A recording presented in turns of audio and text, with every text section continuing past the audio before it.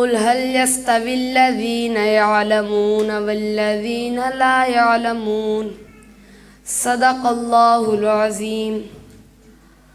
ہاتھ کٹتے رہے پر مشعلیں تابندہ رہیں، ہاتھ کٹتے رہے پر مشعلیں تابندہ رہیں، رسم جو تم سے چلی باعث تقلید بنی، شب کے صفاق خداؤں کو خبر ہو کہ نہ ہو، جو کرن قتل ہوئی شعلہ خورشید بنی۔ احباب ذی قدر، مدارس کی تاریخ کا آغاز اسی دن ہو گیا تھا جس دن رب کائنات نے وَعَلَّمَ آدَمَ الْأَسْمَاءَ كُلَّهَا کے ساتھ سب سے پہلے مدرسے کا افتتاح عرش معلیٰ پر کیا۔ پھر انسان زمین پر آیا تو مدرسہ ساتھ لے کر آیا۔ وقت گزرتا گیا، درس و مدرسہ قائم رہا، حتیٰ کہ وادی مکہ میں قصر نبوت کی تکمیل کا وقت آ گیا۔ مدرسہ عروج پر پہنچ گیا۔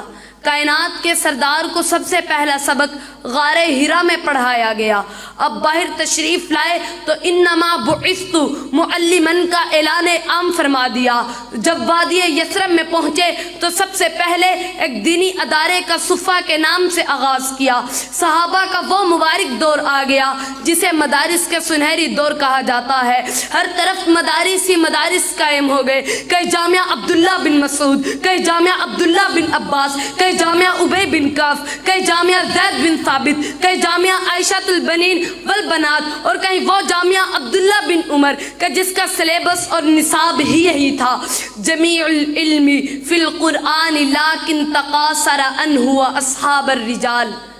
سامعین ذی وقار، تاریخ کے سنہری اوراق شاہد ہیں صحابہ کے دور میں ہی مدارس نے ایسے سماجی، سیاسی، معاشی اور دفاعی ماہرین تیار کیے، ایسے طبیب و حکمران اور قاضی تیار کیے، ایسے ورکر اور کارکن تیار ہوئے کہ چشم فلک نے نہ ان سے بہتر سائنسدان دیکھے تھے، نہ طبیب و حکمران دیکھے تھے، نہ تاجر و مزدور دیکھے تھے، نہ سپاہی و جرنیل دیکھے تھے کہ جن کی ثقافت کے سامنے دنیا کی تمام ثقافتیں دم توڑ گئی۔ یہی مدارس کے علماء اور فضلاء ہی تھے جو احد کے میدان میں اترے تو اپنی انفرادیت دکھائی، جب تاریخ کا رخ کیا تو اپنی پھرتی ثابت کی، جب تاریخ کے سیاست کے میدان میں گئے تو اپنی امتیازت کے جھنڈے گاڑ دیے، دفاع قوم و وطن کی باری آئی تو قوم کا سر فخر سے بلند کر دیا، سائنس اور ٹیکنالوجی کے میدان میں بڑھے تو ایجادات کے ڈھیر لگا دیے، میڈیکل کے شعبہ میں قدم رکھا تو صدیوں سے لا علاج مرض قابل علاج قرار پائے۔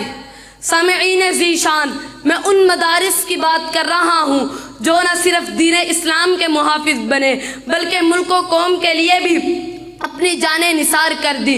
اس خطے کا بچہ بچہ جانتا ہے کہ جیلوں میں سڑنے والے، زندانوں کو آباد کرنے والے، جیلوں سے جنازے اٹھوانے والے، مالٹا اور غالہ جیسی بدنام جیلوں میں سزائیں کاٹنے والے انہی مدارس کے علماء اور فضلاء ہی تھے۔